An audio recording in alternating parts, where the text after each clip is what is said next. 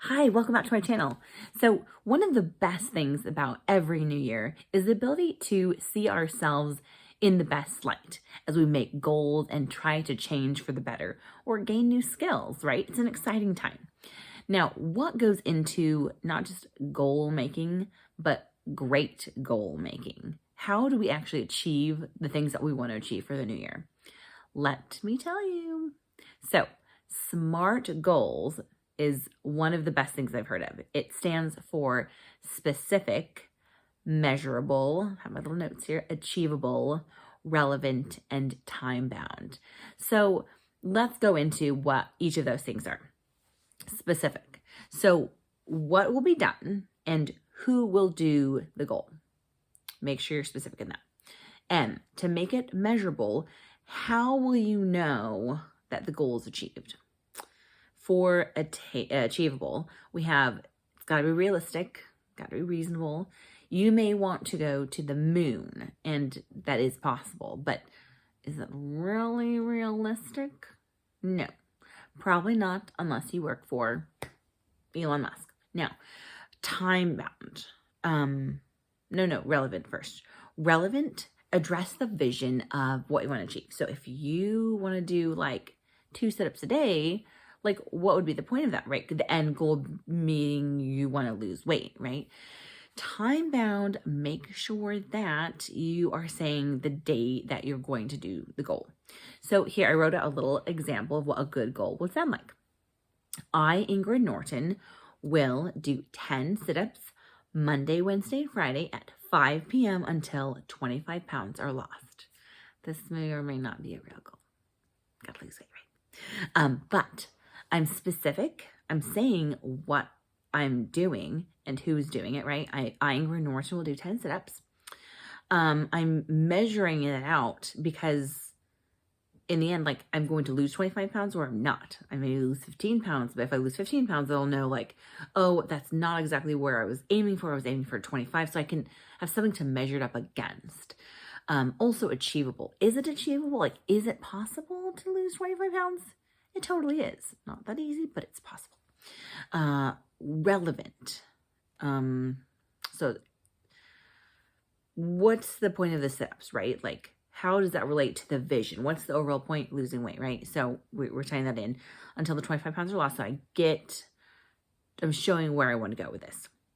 But time bound, also, I'm very specific on the time that I want to have the thing happen. So example, if I say like, I'm going to work out every day, like that's not a great goal because like, when am I going to work out? Like I need to be specific because if I'm not specific and I'm not very intentional in that goal writing process, it's like never going to happen. Like 5 p.m. is going to come around 6 p.m. and I'll remember like 11 p.m. I'll be like, oh my gosh, I didn't work out. And then it's very easy to fall off the bandwagon if you're not specific. So if I'm saying I'm going to go Monday, Wednesday, and Friday and do my 10 sit-ups and I'm going to do it at 5 p.m., then come 5 p.m., I'm like, you're going to feel accountable. Like, oh, I've got to do it at 5 p.m. You get the dang sit-ups over with and then you're done, or whatever it is that your goal, of course, is. So these are the 5 things. Write it out, get a pen, notebook, specific, measurable, achievable, relevant, and time bound. So those are the 5 things that go into goal making.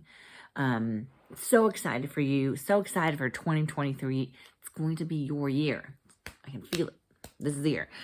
Specific, measurable, achievable, relevant, time bound. Apply it to all the goals that you're going to be doing.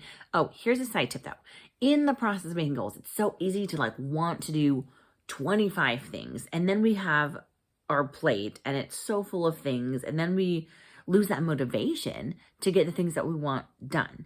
So tip is just pick 3 things that you want to achieve for the new year, 3 goals.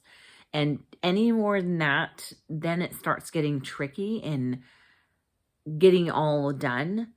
Sometimes it's hard to make progress if we're starting 20 projects at once, right? If we start 3 projects at once, it's very doable to keep track of what is going on in each of those 3 projects versus 20. So I would highly suggest you just pick 3 things because it's doable. Maybe next year you do 4, then the next year you do 5, and you incrementally move to where you can handle your plate load. Start out small. There's nothing wrong about starting out small. One of the best authors, James Clear, talks about in his book, Atomic Habits, which I talked about in another video. Watch that after this one.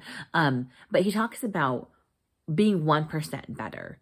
So if we are just working in very small steps, we'll eventually get to where we want to go. We're on the right trajectory. And what we need to focus on is the trajectory rather than like going in leaps and bounds in the direction that we want. Obviously, like in an ideal world, we would totally jump in leaps and bounds. We'd get to where we want to go in like 2 seconds. But there's this delay in this experience of mortality where we don't get exactly what we want instantly, unfortunately, right? Like, for example, losing weight, every woman can relate. We may all want to lose 50 pounds or 100 pounds.